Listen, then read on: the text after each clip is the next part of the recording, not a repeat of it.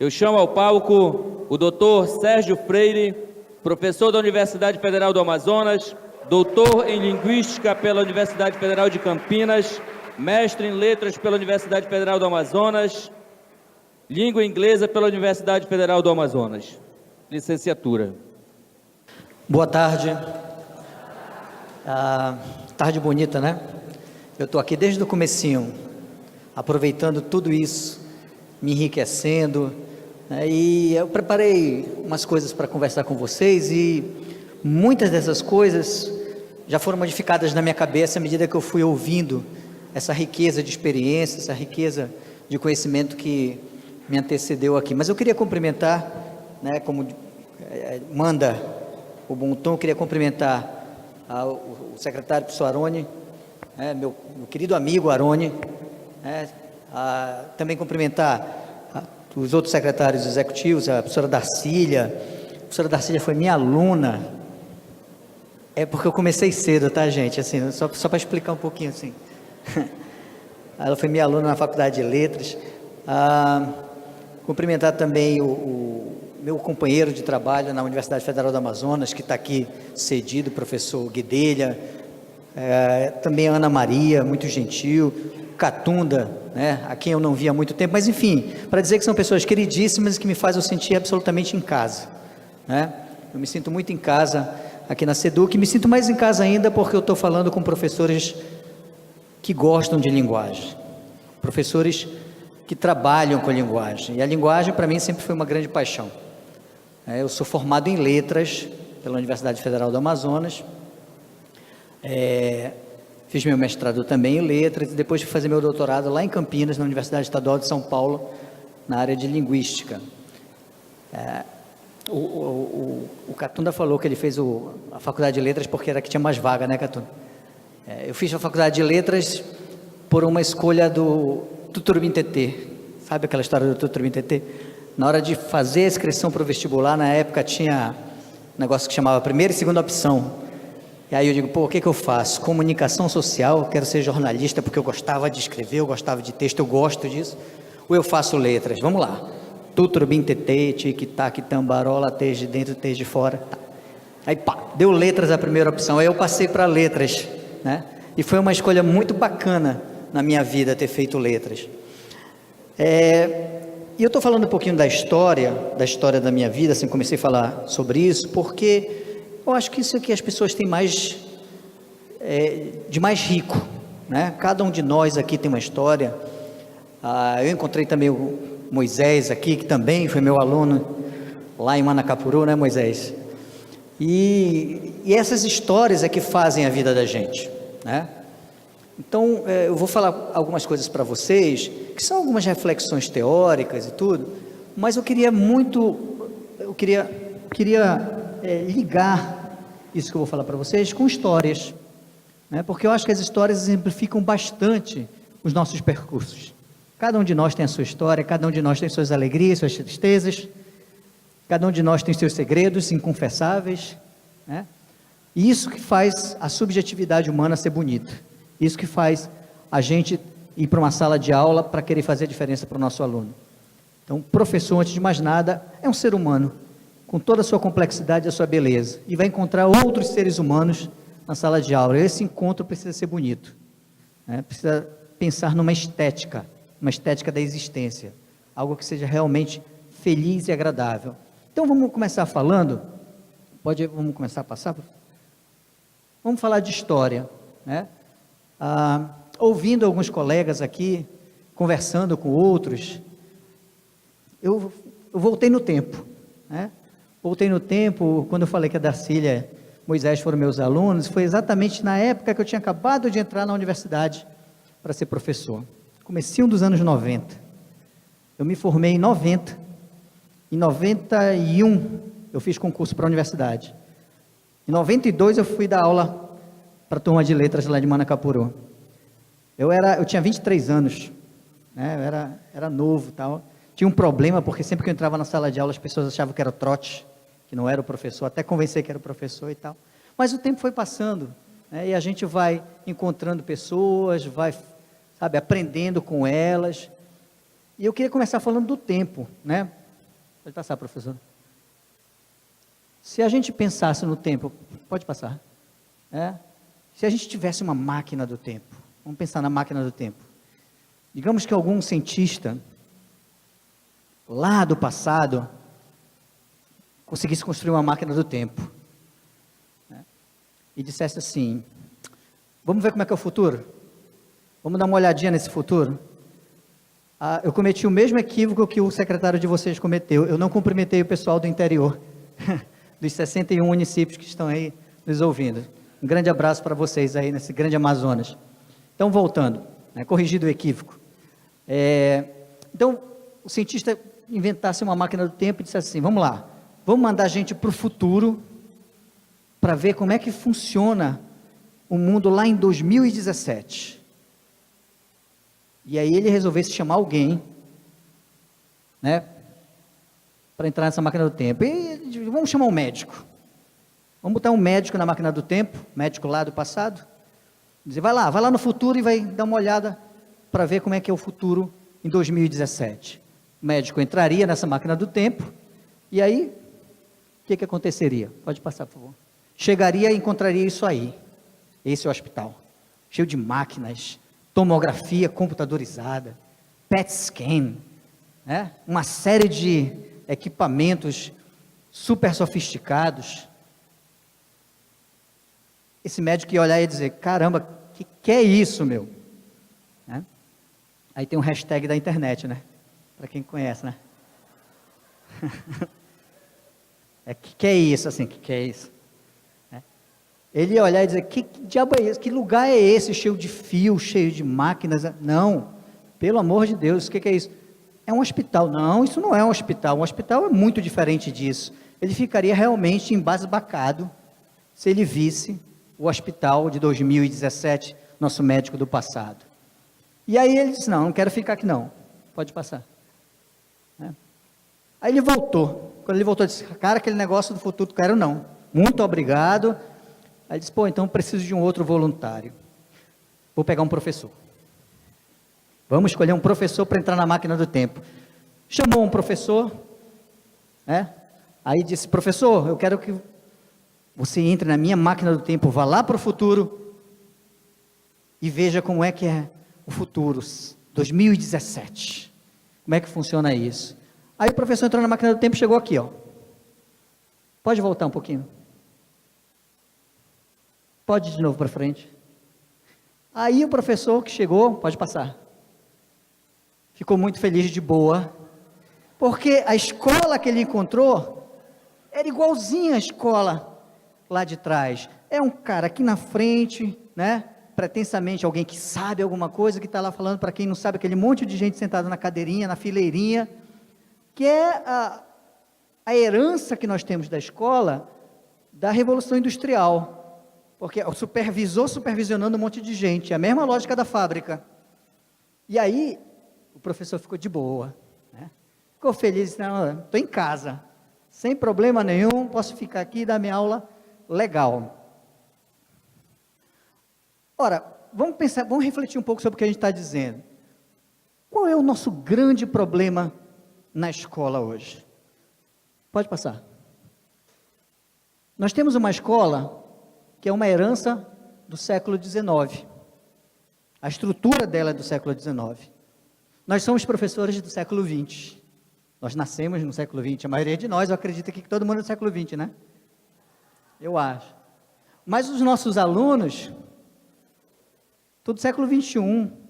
A gente tem 3 séculos aí de gap, de intervalo, com o qual a gente tem que lidar. Uma estrutura escolar, que é uma herança da escolástica antiga. Nós somos todos da geração Globinho, né? Alguns da geração Menudo. Castelo Rá-Tim-Bum, tem alguém do Castelo Rá-Tim-Bum aí, não? Aí, ó. Como é que é? De junho, né? Nós somos de outra geração.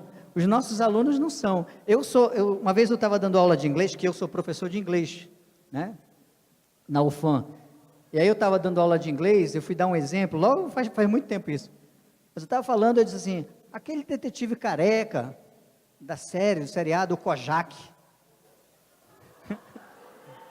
Os meus alunos olharam para mim e disseram, quem? Do Kojak, vocês não conhecem o Kojak, do pirulito e tal? Vocês conhecem o Kojak? Alguém conhece o Kojak? Ufa, não estou sozinho nessa. Mas nós somos de outra geração, a gente viveu outro mundo cultural, a gente viveu outra sociedade, com outras verdades. MacGyver, bicho. O cara lembrou do MacGyver. MacGyver, isso aí, profissão perigo. Olha só a bronca que a gente tem como professor, para resolver, né? Temos que lidar com essa escola, essa herança que nós temos lá de outro século, do século retrasado. Somos professores da época dos Friends, né? Mas os nossos alunos são de uma outra época, pensam de outra forma, e é essa a nossa grande tarefa, é essa a nossa grande bronca. Pode passar, professor. Aí a gente chega para o professor e diz o seguinte, professor, é o seguinte, essa escola que você ouviu aí, que estava de boa, né, tem um outro tipo de aluno, e aí a gente tem que repensar o papel do professor para atender esse novo tipo de aluno. Aí o professor disse, tu tá de brinks. Quero isso não, eu prefiro ser o professor tradicional, que está lá, que vem e diz, conteúdo, anotem aí. E na hora da prova diz, devolvam o meu conteúdo que eu dei para vocês, de preferência com as minhas palavras. É mais cômodo, não é? É bem mais cômodo do que eu pensar que eu tenho um conteúdo como professor, que eu preciso transformar esse conteúdo em algo agradável e significativo para o meu aluno, para poder dar conta dessa minha tarefa de apresentar esse conteúdo para ele, porque isso dá trabalho, e não é fácil ser professor. Não é para biqueiros.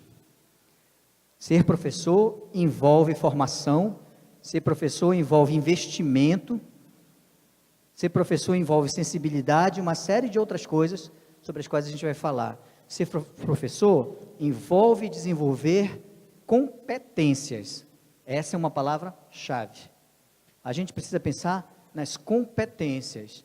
O que é competência? Vamos pensar no conceito mais tradicional, né, que a gente trabalha a competência, que é o conceito do Perrenot mesmo.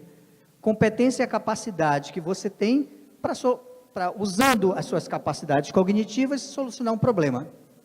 Se você resolver o seu problema, você é competente. E o momento atual, esse cenário atual, tem exigido de nós, professores, que nós pensemos nas nossas competências. Antigas competências que precisam ser reconfiguradas e novas competências que vão surgir por conta do novo cenário. Então, vamos falar de competência. Vamos lá. A primeira delas, que um professor tem que desenvolver, é a competência teórica. Eu sou professor de língua portuguesa. Qual é a minha função na escola?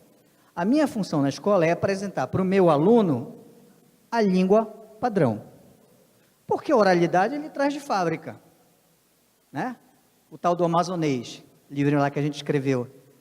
O aluno traz de fábrica, ele fala uma língua, ele nasceu, já está ouvindo a mãe falar, já está entrando na língua, aprendeu a falar Manaus, porque a gente fala chiado, né? Manaus, né? Aprendeu a falar farinha, ou farinha, Parintins, né? Mas a gente aprende a língua oral que é modelada para a gente. A oralidade é de fábrica, é uma capacidade de linguagem de fábrica.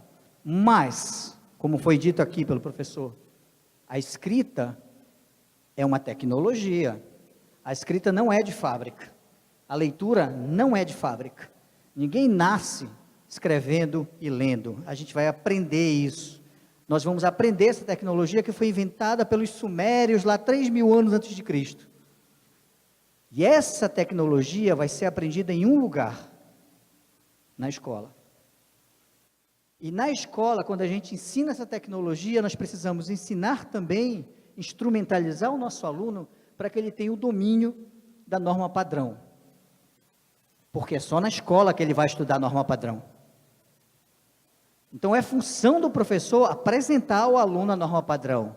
Agora, nós temos escolhas. Nós podemos apresentar essa norma padrão de forma chata, gramatiqueira, perguntando ao nosso aluno quais são as 27 funções da palavra que, o que é uma oração coordenada sindética adversativa, cite-me, comente-me.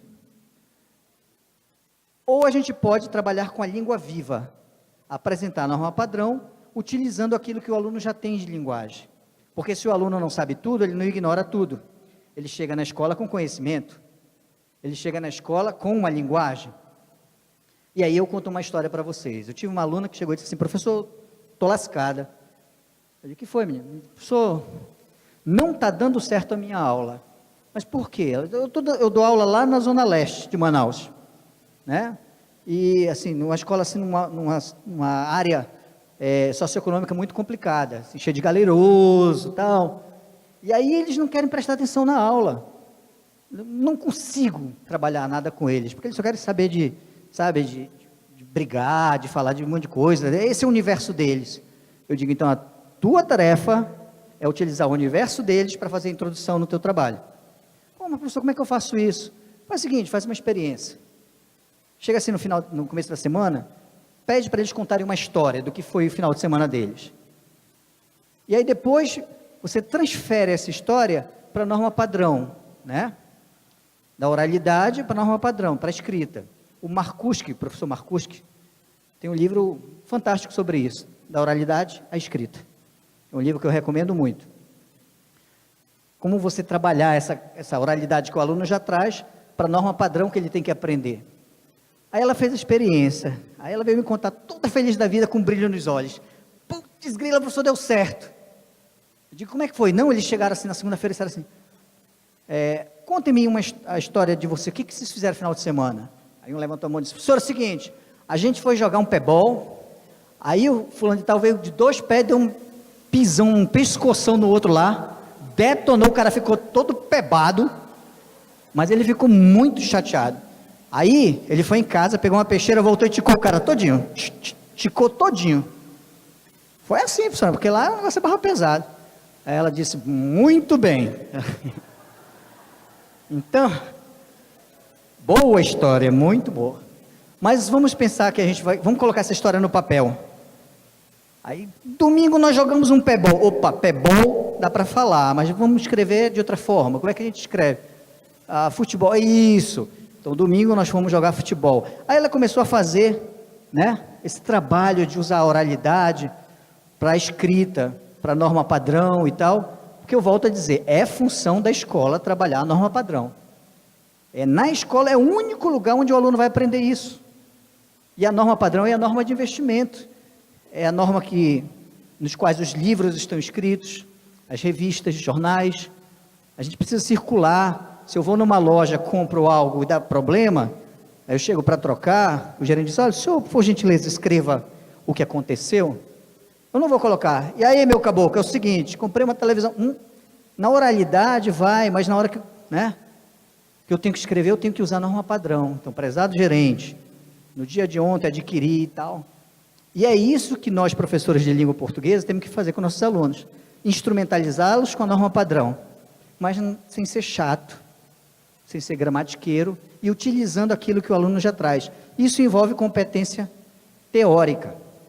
Eu preciso conhecer língua portuguesa, eu preciso conhecer gêneros, eu preciso conhecer o que está se discutindo metodologicamente, eu preciso estudar, né?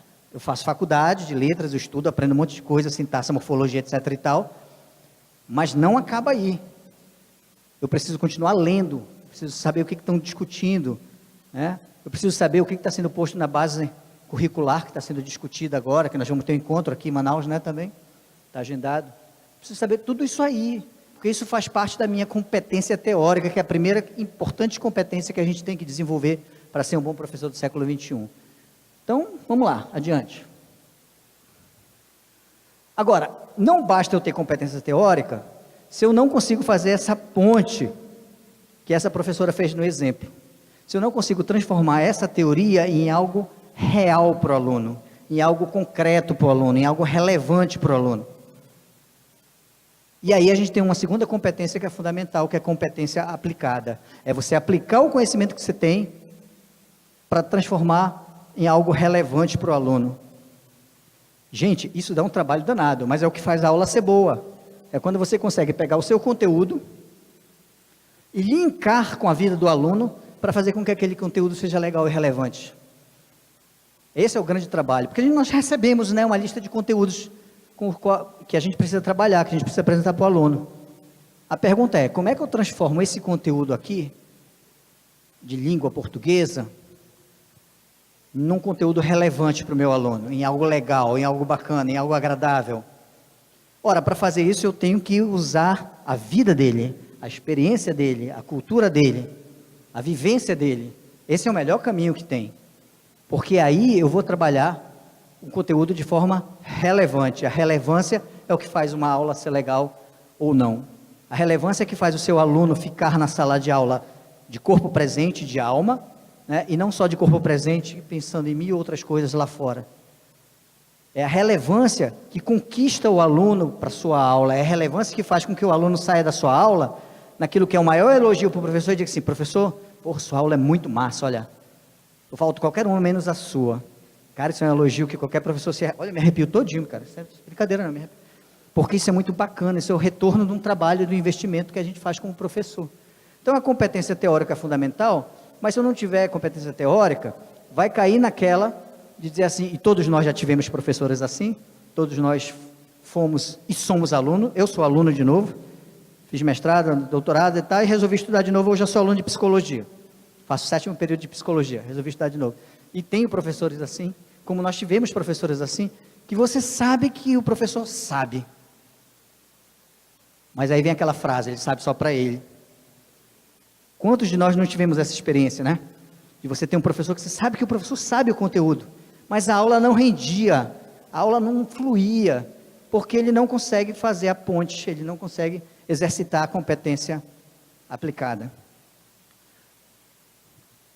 Outra, o mundo de hoje é um mundo em que a gente vive como sujeito de instituição em instituição, de lugar em lugar. É a família para a escola, da escola para a igreja, da igreja para o grupo de amigos, né? Então sempre a gente está circulando, é normal que a gente circule. E aí, para cada lugar desse, a gente precisa saber quais são as regras de funcionamento daquele grupo.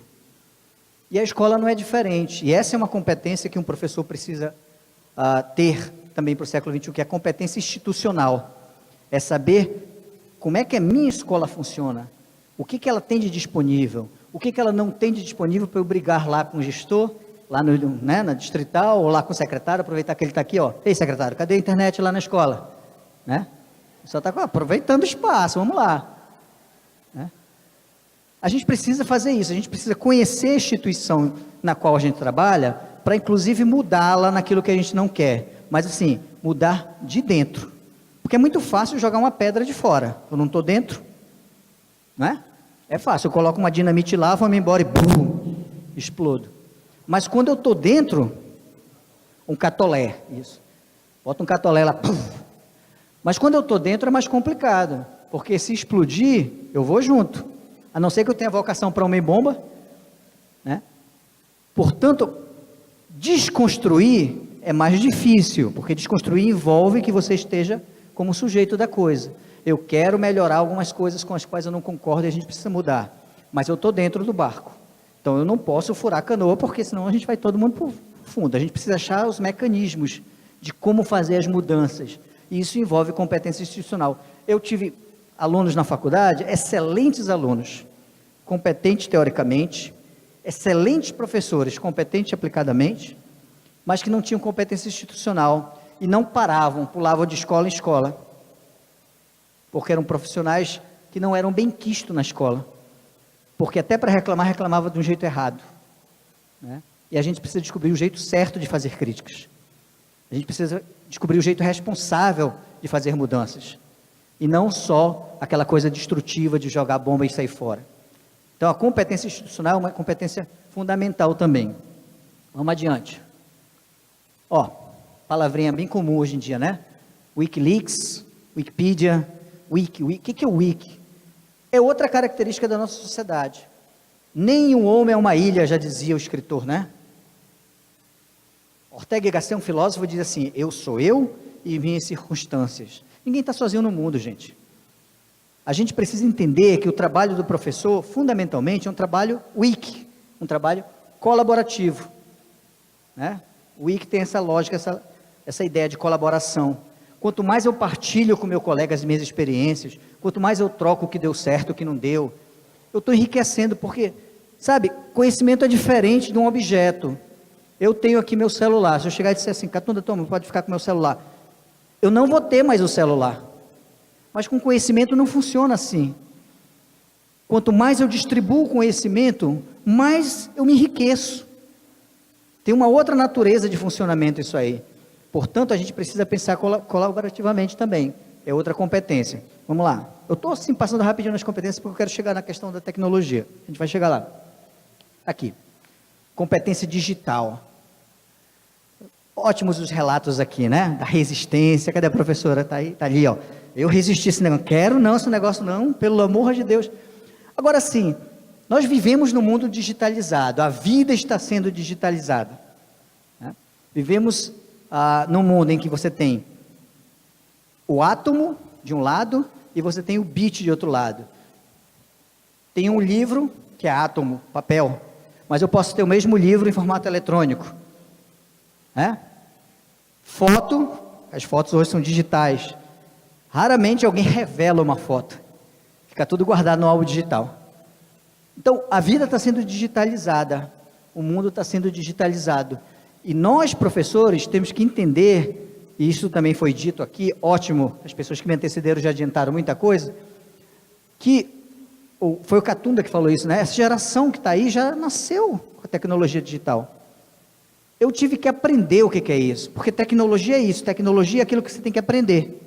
Para mim, o computador é tecnologia. Para minha filha, de 10 anos, não é mais. Faz parte da vida dela. Ela já nasceu com isso. Ela não consegue pensar o mundo sem internet. Na cabecinha dela, sempre houve internet. Mas na minha não, eu tive que aprender. E aí eu vou contar uma historinha para vocês que é muito bacana. Em 1989, eu dava aula de inglês numa escola de inglês de Manaus. Aí, o coordenador, chegou e disse para mim assim: Sérgio, você sabe que a aula de inglês, as turmas são segunda e quarta, e terça e quinta. Sexta-feira é um dia livre. E na sexta-feira nós queremos fazer o quê? Aula de música. Topas? Fica responsável pela aula de música? Digo, opa, adoro música, vamos lá. Aí ele disse, não tá, fica responsável pela aula de música. E aí eu, feliz da vida, fui montar a minha aula de música. E a aula de música era variada, várias turmas, né, que podiam ir assistir aquela aula. O que eu fiz? Escolhi uma música, obviamente, escolhi Beatles. Pô, todo mundo gosta de Beatles, né? Difícil quem não gosta de Beatles. Eu escolhi uma música dos Beatles. Aí eu fui para a máquina de escrever. Isso era 89, né, gente? Não tinha internet, né? Dá aula hoje com essa tecnologia, baixar YouTube, Spotify, MP3, não é isso? Beleza. Mas 89, eu digo, vamos lá, vou datilografar a letra da música. No stencil. A tinta, aquela que a gente tirava a fita. Tem gente que não está entendendo nada do que eu estou dizendo, eu sei. Mas tem gente que está entendendo. Então, tirava a tinta, porque é para a letra furar o papel, para depois você colocar isso num mimeógrafo, rodar, e era a máquina de xerox de antigamente. Aí eu fui lá, mas assim, beleza, fiz isso, aí tirei as cópias, vou levar. Aí peguei o meu LP dos Beatles, LPzão, né, bolachão, gravei uma fita, Rec Play, no meu 3 em 1, olha a tecnologia, hein? Aí gravei, porque lá na escola era gravador, então não podia tocar o discão, né? Tinha que gravar a fita. E levei para a aula. Sexta-feira, garotada entrou na sala feliz, aula de música, beleza. Digo, vamos lá, gente, aula de música. Aí coloquei a música, trabalhei a letra, as expressões novas, palavras novas. E a aula foi assim, uma alegria de velório, vocês não têm ideia, foi horrível. Foi muito ruim. Os alunos cantavam assim. Aí, tá bom, terminou a aula. Saiu todo mundo de uma vez. Eu fiquei frustradíssimo. Eu fiquei arrasado, você não tem noção de como eu fiquei arrasado. Foi a pior aula da minha vida. Eu digo, eu não quero ser professor.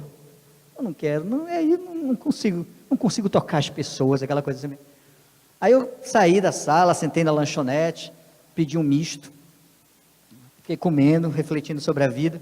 Aí chegou um aluno meu, que estava na aula de música e era meu aluno. Ele sentou, ei, professor, diga aí, senta aí.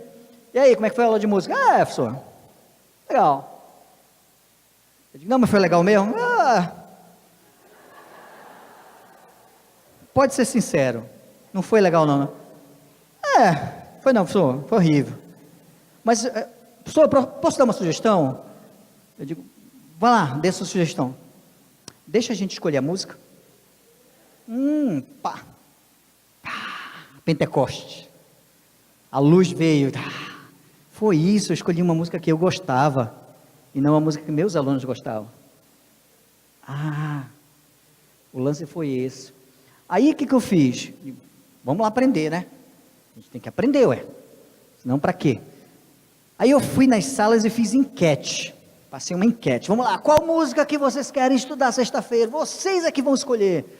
Beleza, votaram lá uma música. Aí escolheram uma música que na época estava fazendo muito sucesso, a música More Than Words, do Extreme. Né? Quem é das antigas lembra? E éramos todos jovens. Vai lembrar dessa música? Né? For Making Love. F. Cavalcante.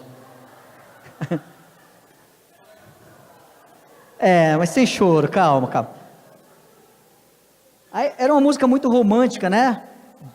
Era um grupo de rock pauleira, mas eles gravaram uma música romântica, foi linda, só no violão, né? Saying I love you, it's not the words I want to hear from you. Música linda, assim, só que eu não conhecia, confesso.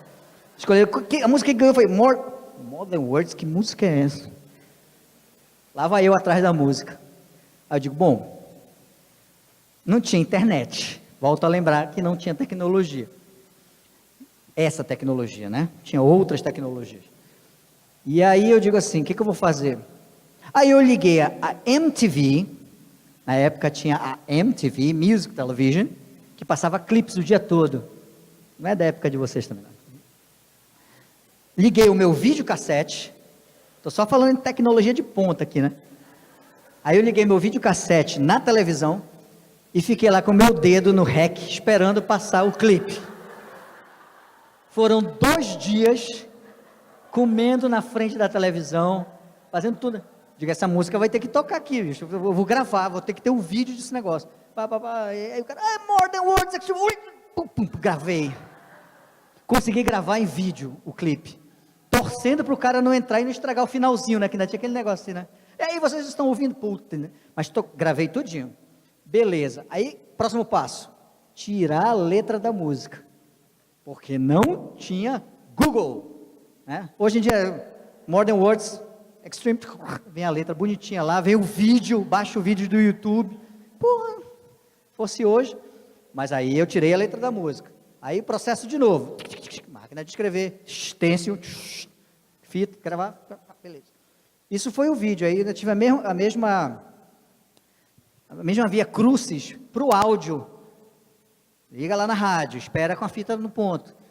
E agora com vocês, gravei a fita do áudio. Eu tinha uma semana para fazer isso. Foi assim na pinta. Na quinta-feira à noite eu estava com tudo pronto para a aula sexta de manhã. E a aula foi maravilhosa, né? Quando os alunos saíram felizes da vida, quando eles saíram eu fiquei sozinho na sala e disse assim, putz, é isso que eu quero para minha vida. Esse é o melhor lugar do mundo, sabe? Porque eu vi como eles saíram. Eu disse, cara, se eu conseguir fazer isso com meus alunos o tempo todo, vai ser muito, isso é muito show. Pô, me arrepio todo, adrenalina pura. Não, eu quero ser professor. É isso que eu quero, porque aí funcionou. E funcionou porque eu usei a tecnologia que me estava disponível na época, né? Hoje tem outras tecnologias e a gente precisa pensar que o tempo mudou, porque ele muda mesmo. Né? E aí nós temos 2 opções lógicas, gente. Ou a gente vai ao encontro disso, para repensar nossas práticas, o que a gente tem que fazer, ou a gente vai de encontro a isso, puf, né? Levando a pancada da realidade, porque esse fato, está aí. Nós estamos numa sociedade digital, portanto, é fundamental que a gente tenha competência digital. Pode passar, professor, por favor. Isso é fundamental para um professor do século XXI, porque essa geração do século XXI é uma geração digital, né? É uma geração... Meu sogro estava em Campinas, a família da minha esposa é de lá, em São Paulo, e meu sogro tinha uma máquina fotográfica Olympus Pentrip. Era uma que usava filme, que a gente mandava revelar, passava uma semana para voltar, 24 poses para descobrir que 12 estavam queimadas. E aí ele chegou, foi mostrar assim, tal, aí eu disse, funciona ainda? Ele disse, funciona, eu tenho filme aqui, ó. Aí a gente colocou na máquina, e eu gosto de fotografia, meu hobby, eu comecei a bater a foto com a câmera analógica. Aí eu virei para minha filha, eu tenho 2 filhas, uma de 10 e uma de 9 anos, eu digo, faz uma pose aí que o papai vai ter uma foto analógica para vocês. Que, pai? Não, depois eu explico. Vamos lá. Pá, bati a foto. Quando eu bati a foto, a minha filha pequenininha veio e disse, deixa eu ver, pai. Eu disse, não dá para ver. Como não dá para ver? Não, ainda tem que revelar. O que é isso? Né? E assim vai. A outra chegou, viu uma máquina de escrever na casa do avô também, e disse, pai, o que é isso? Aí eu fui explicar para ela como é que funcionava, ela disse, é tipo um computador que imprime na hora que você está digitando, né? Eu digo, mais ou menos, por aí. Mas são outros tempos, e a gente precisa, já professora, por favor, a gente precisa pensar que esse outro tempo, e a gente trabalha com linguagem, né? É o tempo de uma outra geração. Eu nasci em 1968, vou fazer 49, Deus do céu. Eu sou da geração X, né?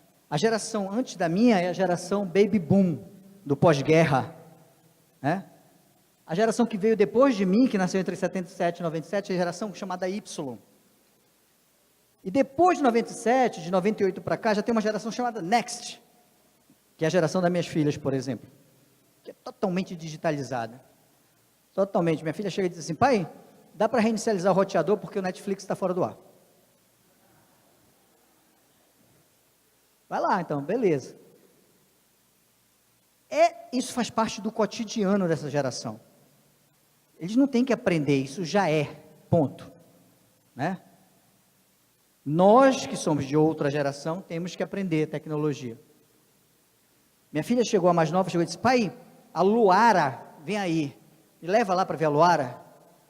Digo, filha, quem é a Luara? Pai, a Luara é uma muser. Filha, o que é muser? Pai, muser é quem faz Musical.ly.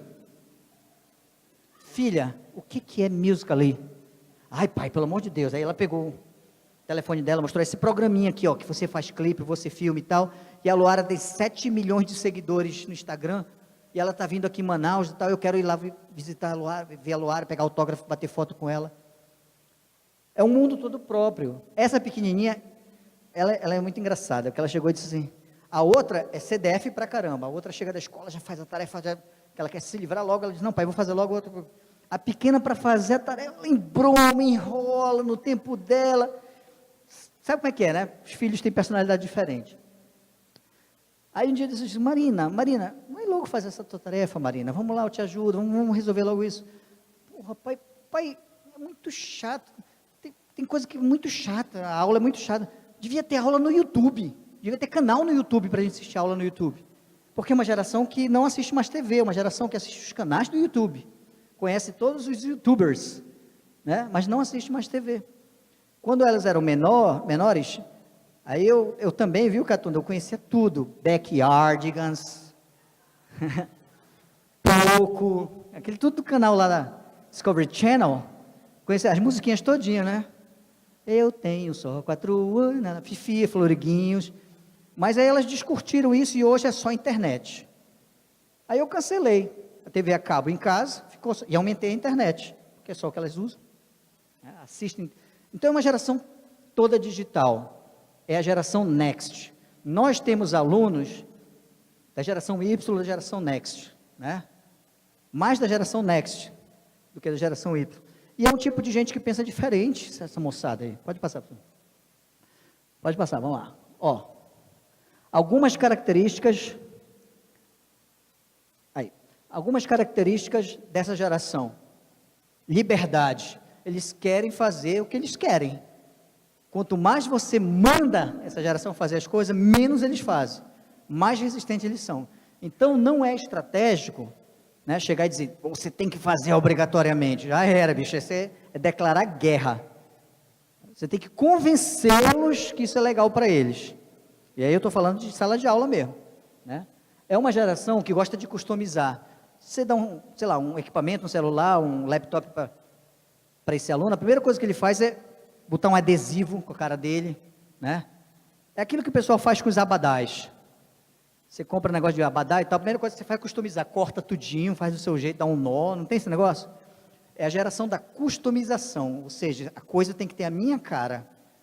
E essas características, elas vão implicar na sala de aula, gente. É uma geração do escrutínio. O que é isso? Uma geração que seleciona. Tem gente que diz assim, a geração de hoje não gosta de ler, eles não leem mais nada. Não leem, vão nas livrarias, vê lá na seção infanto-juvenil, como ela está cheia de... Só que eles leem o que eles querem e o que eles gostam. Não é que eles não leem, é porque eles escolhem, eles fazem escrutínio, né? Eles selecionam. E aí a gente tem que ser inteligente como professor para isso. Ó, vocês têm que ler Dom Casmurro, que é um clássico. Porra, Dom Casmurro é chato, tem um filme. Tem um filme, mas vocês têm que ler o livro. Não, mas o professor é muito chato e tal. Mas ó, tem o Dom Casmurro Zumbi. Vocês já ouviram essa série Zumbi? Que tem os clássicos em zumbi? Eles fazem um mashup, né? Que eles chamam, uma mistura dos clássicos contados utilizando... E aí, pô, é uma boa. Então, você gosta disso? Então lê o Zumbi. Uma turma vai ler o Zumbi, outra turma vai ler o clássico. E depois a gente vai fazer um debate comparando as duas. É o jeito de chamar esse povo para vir, entendeu? Senão eles não vêm. É usar de novo o que eles trazem para a gente. É uma geração que busca integridade, que ela escolhe causas. Então você tem aí o pessoal engajado com a causa animal, do meio ambiente. Desde cedo você vê essas crianças preocupadas com alguma coisa nesse aspecto.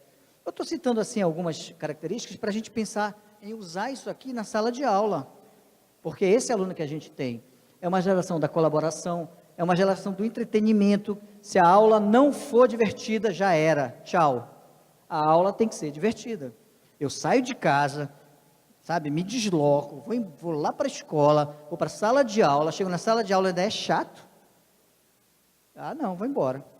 Então o professor tem, né, a tarefa de transformar o ensino real, concreto, o conteúdo que ele tem que trabalhar, numa aula relevante e divertida. Se for útil e legal, melhor. A aula vai ser mais interessante. É uma geração da velocidade. Não espere assim aquela coisa que demora, não. É uma geração de tudo tem que ser muito rápido. As coisas têm que ser muito curtas. É uma geração tipo Facebook, né? O Facebook, o Lucas falou do projeto dele lá, mas no Facebook, ninguém aguenta ler textão. Tanto é que quando tem textão, a pessoa avisa, senta que lá vem textão. Né? Quem quiser ler, quem não quiser não lê. Se tiver que clicar aquele negocinho que diz, leia mais, esquece, as pessoas não leem. Se em vez de texto tiver uma imagem, melhor. Um meme, ótimo. Né? Porque é uma geração da velocidade, uma geração não linear. Ela não pensa em linha reta, ela pensa para todo lado. Ela pensa em link. Gente, isso aqui é um outro tipo de aluno. Olha só onde é que a gente se meteu. Nós somos professores que temos que trabalhar com esses alunos aqui. Vamos lá, vamos passar adiante, professor. Isso tudo faz com que eu tenha um tipo de informação específica. Pode passar. Da geração Y, né? Pode passar aí. Vamos botar todo o quadro aí, a gente comenta. Para essa geração, a minha aula tem que levar isso em consideração, porque essas aqui são as características desse povo, dessa moçada. A aula, a liberdade requer o quê? Informação acessível. A informação tem que estar acessível. Se eu não conseguir informação, esquece. Eu entro num site, eu digo como se eu tivesse essa idade, assim, quer dizer, o aluno entra no site, se tiver qualquer problema para acessar, ele vai para outro. Não tem paciência de preencher cadastro, tá doido? Na internet, sim, né? Você quer afastar um usuário de um site, manda ele preencher o cadastro. Você só preenche se for uma informação muito, muito útil, ou se for sorteio. Sorteio a gente preenche também. Mas a gente, né, a moçada aí, porque ela quer uma informação acessível. E ela quer acessível em qualquer lugar. É aquela história, né? O Gui dele deu o exemplo dele, que ele estava dando aula, as pessoas não saíram do celular, ele achava, ninguém está prestando atenção na minha aula. E não, eles estavam lendo o texto. Eu falei para vocês, eu estou fazendo psicologia, estou fazendo o 7º período de psicologia, e meus colegas têm 17, 18, 19, 20 anos. E o texto é tudo em PDF no celular. Aí um professor chegou no dia da prova e disse assim, vocês não podem usar a internet de vocês. É um professor que é completamente avesso à tecnologia, não manja nada, totalmente, né? Aí diz, eu sei que vocês usam o celular aqui, então eu vou tirar o chip do celular de vocês. Cara, ele tirou o chip dos 30 alunos e colocou assim. Teve um trabalho danado. Só que na faculdade, lá na UFAM, tem Wi-Fi. Ele achava que o celular, você só acessava a internet pelo chip, né? E o Wi-Fi abertão lá. E aí, cara, para não pagar esse mico, nós, professores, temos que correr atrás da informação. Temos que saber como é que funciona esse negócio. Somos nós que temos que correr, porque isso ele já tem. Então, a informação que eu levo para a sala de aula, ela tem que ser acessível. Eu tenho que disponibilizar a minha informação, disponibilizar meus textos na internet, né? Botar no site, no Facebook, por e-mail, sei lá. Quanto mais eu disponibilizar meus textos, melhor. Eu dou aula na graduação e na pós-graduação. Todo o meu material é digital. Todo o meu material é digital, está tudo no meu site. Aí o aluno não tem como dizer, não li, professor, não consegui tirar cópia. Não precisa, está lá digital, está tudo digitalizado. Gera o PDF de tudo. Eu comprei um scanner. Sou professor, é ferramenta, né? Eu comprei um scanner de folha solta. Você coloca aqui, assim, 50 folhas, ele faz, já gera o PDF. Super rapidão. É uma delícia isso aí. Então, o material é todo assim. Então, quanto mais eu disponibilizo o material, quanto mais acessível for, melhor. Quanto mais multimídia for para o aluno, melhor. Se o professor que fala, dá aula falando, é uma coisa. Se ele dá aula mostrando alguma coisa, é outra coisa. Eu lembro de um professor, colega meu, eu admirava muito ele por isso, porque eu não tinha saco para fazer isso. E ele fazia e ficava muito legal. Ele dava aula de inglês também nessa escola, lá da aula de música. Ele ia explicar flat tire, pneu furado, ele levava um pneu furado para a sala de aula. Lá vem ele com pneu. E que é isso, rapaz? Vou dar aula sobre pneu furado hoje. Ele ia dar aula sobre sanduíches, ele mandava o cara da cantina fazer sanduíche, e levava para os alunos ficar cheirando sanduíche. Ham and cheese, o misto. Não esquecia nunca o aluno. O cheiro da coisa lá não tem como. Então, quanto mais multissensorial a aula for, melhor para essa geração, né? Tem que ser relevante, uma aula relevante, e para ser relevante eu preciso conhecer meu aluno. Olha, mudou a universidade. Quando eu entrei lá, naquela época, lá atrás, os alunos tinham 22, 23, 24 anos quando entravam. Hoje tem 16, 17. Então é outra geração. O que acontece? Como é outra geração, eu, professor, tive que correr atrás. Eu passei a ouvir a Mix FM, para saber o que meus alunos estão ouvindo, né? Porque eu gosto de ouvir a rádio dos anos 80 e tal, mas eu tive que ouvir música pop. Aí hoje eu conheço Maroon 5, Coldplay, tá pensando o quê? Né? Mas por demanda da minha profissão. Porque quando eu falo lá para os alunos, digo, olha, é o seguinte, eu quero que vocês, no intervalo entre as séries que vocês estão assistindo, né, de 13 razões e tal, e a outra que vocês estão assistindo, e aí, professor, o senhor sabe? Claro, eu também assisto, mentira, mas eu sei, né? Porque eu preciso saber o que eles estão ouvindo, qual filme que eles estão curtindo, o que está... O universo deles. Sou eu, professor, que tenho que correr atrás. Por isso que tenho que ser relevante. E aí eu tenho que convergir para esse interesse deles, né? Tenho que trabalhar de forma coletiva, multiautorada. Tem que ser lúdico, tem que ser agradável. O aluno tem que gostar de estar na sala de aula, né? A gente tem que trabalhar com atividades que não demorem uma eternidade. Então, 20 aulas para terminar essa atividade. Esquece, bicho. Na segunda eles já estão... Tem que ser atividades mais curtas, né? E atividades expansíveis, que comecem na sala de aula e se expandam, se estendam para fora da sala de aula. Vamos lá, vamos passar adiante para a gente acelerar um pouquinho aqui. Porque se eu fizer aquilo ali, eu transformo a informação em conhecimento. Porque a informação está aí, olha. Dá um Google aí no celular de vocês que vocês têm informação. A minha mãe até hoje sabe decorada os afluentes do Rio Negro pela margem direita e pela margem esquerda. Ela sabe as tribos indígenas da América do Norte. Mãe diz aí, ela Cheyenne, Sioux, Cherokee, ela decorou, porque naquela época, o bom aluno era o que tinha melhor memória para conteúdo. Só que hoje não faz sentido isso, a informação está aqui, ó. Eu preciso trabalhar conhecimento, que é transformar informação em informação relevante, que aí eu tenho conhecimento. Então mudou o papel da escola. Pode passar. Sexta competência, são 8, a gente já está na sexta. Sexta competência, competência linguística, isso tem tudo a ver com a gente, né? Que é a competência discursiva, é saber aquela história, que língua, também já falaram isso aqui, já me adiantaram o serviço, que língua é registro, é variação, que a gente precisa sim trabalhar com a norma padrão na escola, mas a gente não pode desconsiderar a linguagem que o aluno já traz. Se eu estiver na feira, eu não vou usar a norma padrão, porque a linguagem é oralizada, lá eu vou chegar, imagina, eu chego na feira e digo assim, por gentileza, qual a remuneração pecuniária que vossa senhoria gostaria de receber em troca do pescado? Não vou falar isso, vou dizer, tá para quanto a enfiada do jaraca aí, mano? Não é? Porque é isso, língua é roupagem, e a gente precisa trabalhar isso com nossos alunos, que ó, tem lugares que essa roupa é necessária, e tem lugares que essa roupa é necessária, e quanto mais roupas linguísticas o aluno tiver, melhor. É por isso que essa história diz assim, a internet está acabando com a língua portuguesa. Não está acabando, não. É outro tipo de linguagem que o aluno precisa também ter no seu horizonte, no seu, né, conjunto de habilidades, para poder usar também. Então, quanto mais a gente navegar como falante nos diversos registros, melhor. E é claro que a gente tem que ter o domínio da norma padrão, porque é a norma de investimento. E, de novo, é a escola que vai fazer isso e a gente tem essa função de apresentar isso para o aluno. Pode ir adiante, por favor. A sétima competência é competência política.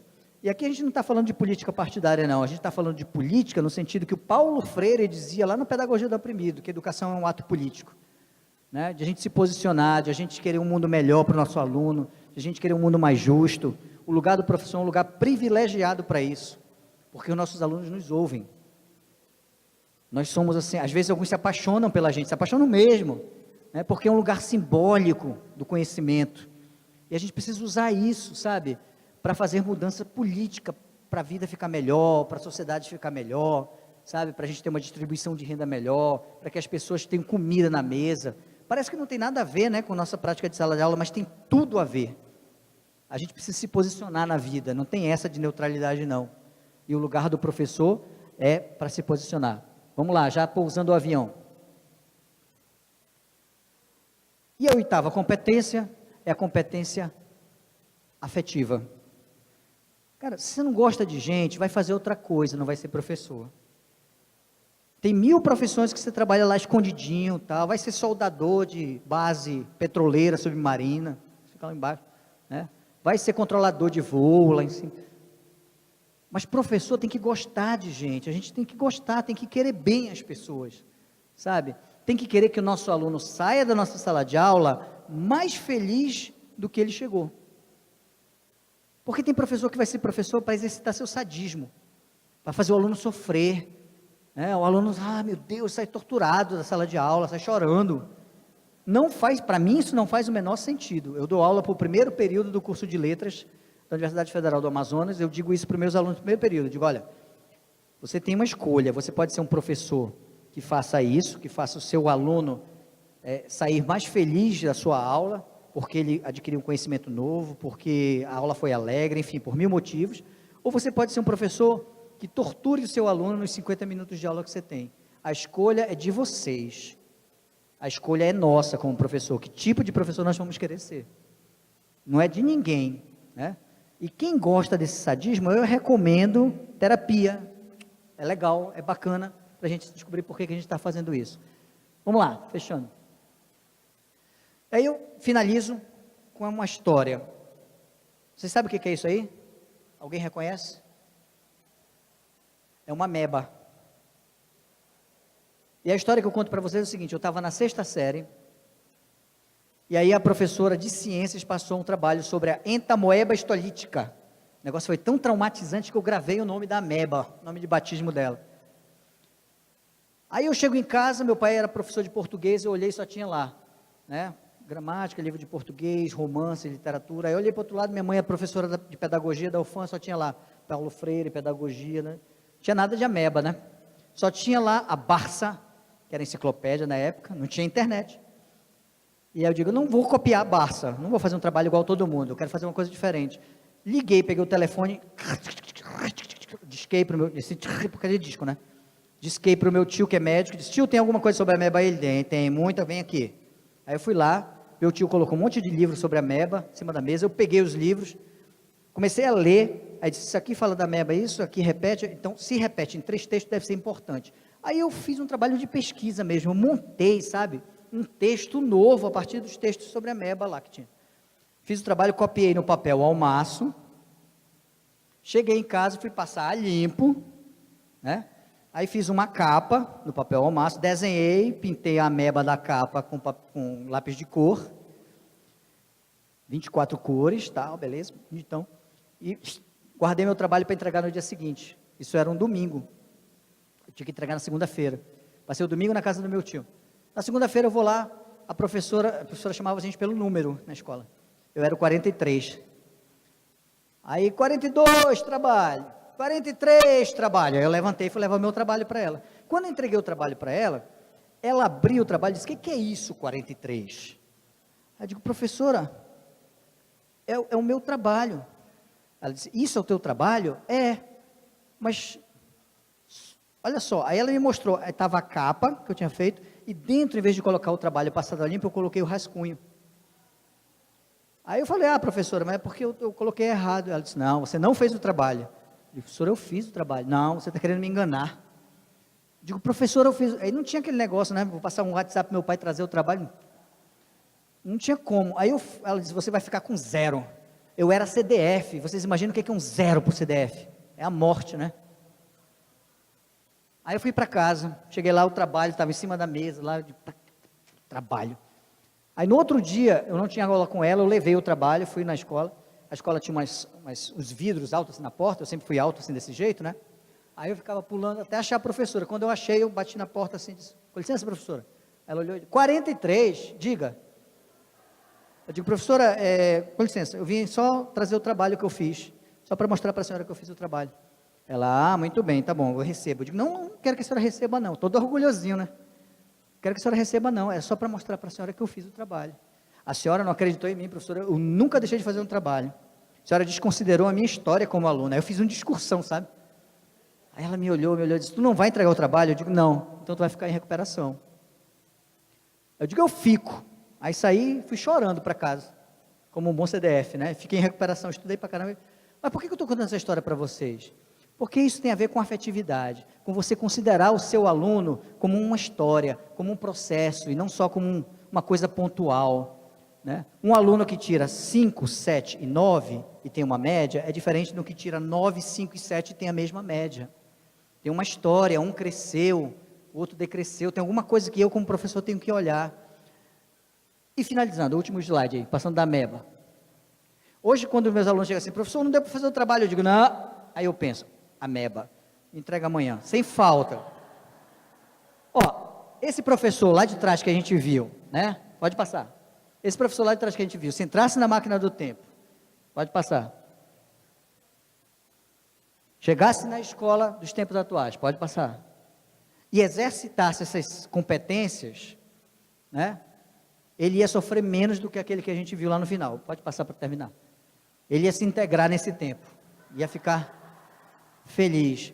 E aí o nosso desafio, sabe gente, é fazer o que a professora fez com a Samara, é fazer ela se apaixonar por letras, é fazer ela se apaixonar por linguagem. É esse o nosso desafio, esse é o nosso desafio diário.